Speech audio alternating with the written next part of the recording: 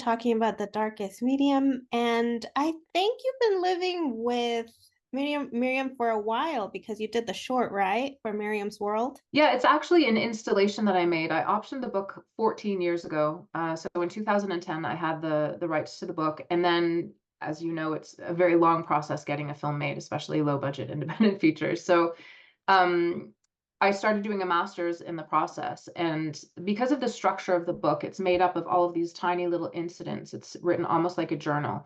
I started thinking about a different way to make the material into something if I couldn't get a producer attached, if I couldn't move forward with a film. So I made it into like a nonlinear immersive installation piece called Miriam's World. And now it's going to be premiering June 9th. So how Yeah. excited are you? Yeah, it's wonderful. It's been a very long road, so it's really exciting to have it, go out into the world and be in front of audiences. And yeah.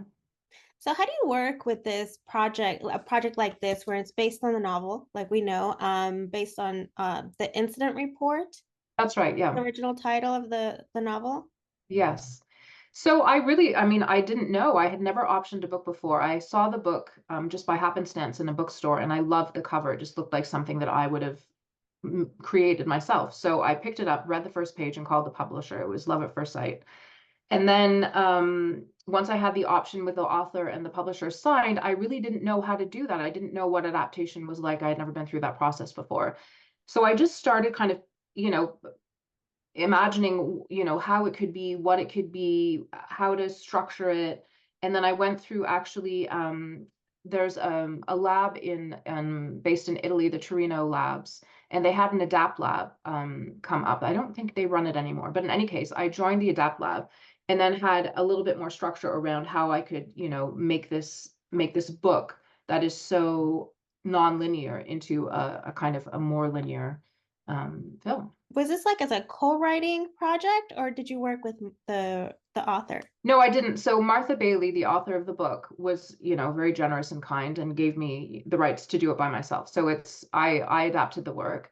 Um, and then she was really part of the process. Once we were filming, she was on set every day and was a great resource to Britt and Tom and Sook-Yin and all the actors, and was our kind of library consultant, making sure that we had everything looking right and functioning properly in our pretend library. Yeah. Oh wow. Was it kind of nerve-wracking too to have her around? In a way, yes, and in a way, no, but it had been such a long time. And we, in the interim, it took 12 years to get to camera. So in the interim, we had become really good friends. And she was a fan of my work. She had seen the installation and was really enamored with it and had seen my short films and had seen my first feature. So it it felt more like she was a collaborator in the process than anything else. Now let's talk about the cast and finding the right person to play Miriam.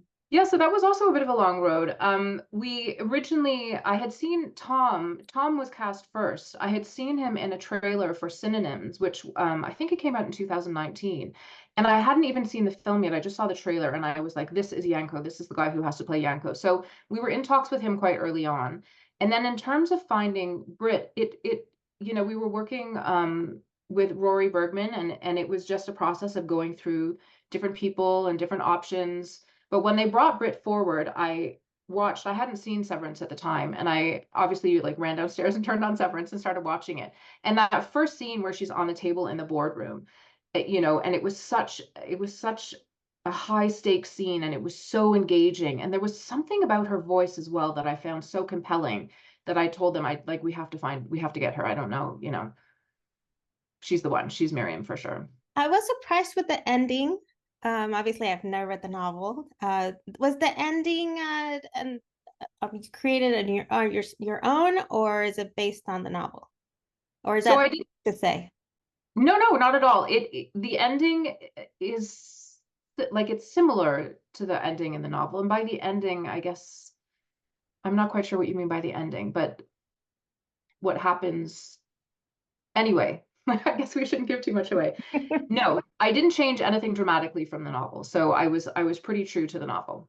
So what was one of the scenes that you were looking forward to shooting? I mean, when writing, I mean, there's that one scene that you just can't wait to see it in live. Yeah. Actually, for me, I think it was more about the library. There were so many interesting roles to be had, all of these people who are patrons of the library. I was really excited to see what that world would look like, how that would, shape up and what kind of tone and feel it would have with all of these, people who are attracted to that space.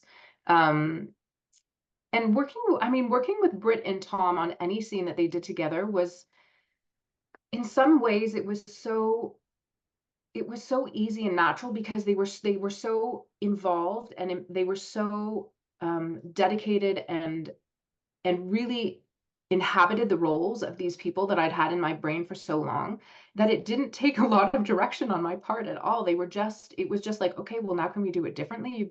It was so, they were so, I believe, so perfectly cast, and they were so diligent and engaged, in the process of this film, that that was just, it felt like kind of buttered. It was just very smooth and um and very rewarding to watch. Yeah.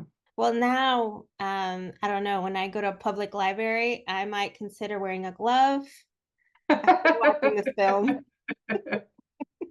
Yes, it does give you a kind of insider's look into public libraries and what goes on there, for sure. Well, thank you so much for your time and talking to me about your film.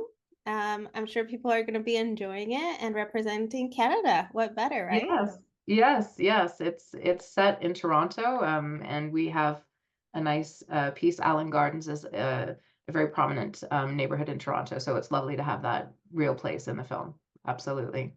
I love it. Well, thank you so much. I appreciate your Thank you time. so much. Take Thank you. care. You too. Bye-bye.